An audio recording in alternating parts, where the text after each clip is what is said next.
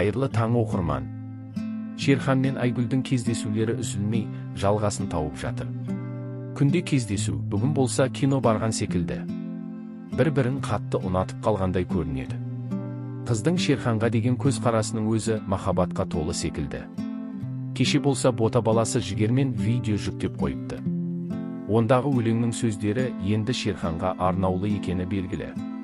Текст осылай: продажный лицемерлер ұнамайды, дәл солай. Сөзінде тұрмайтын ерлер ұнамайды дейді өлеңінде бота.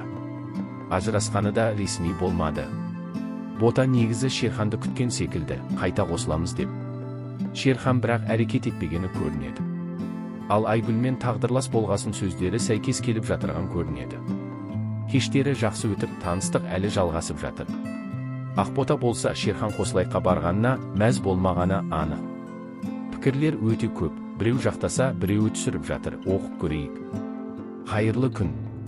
Шерхан, батолық қойдым деп отырған шығарсын.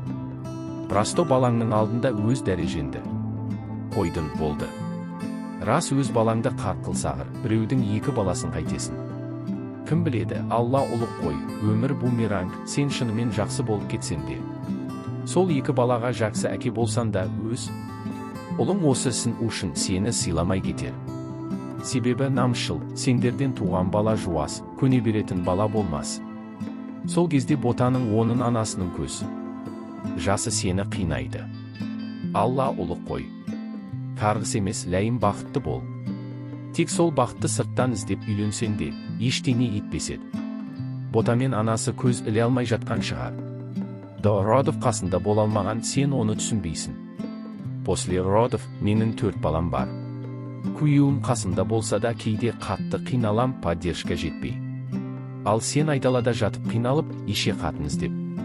Базар жоқ. Балаңның анасын эфирде жамандап, тоқтама, позорься дальше.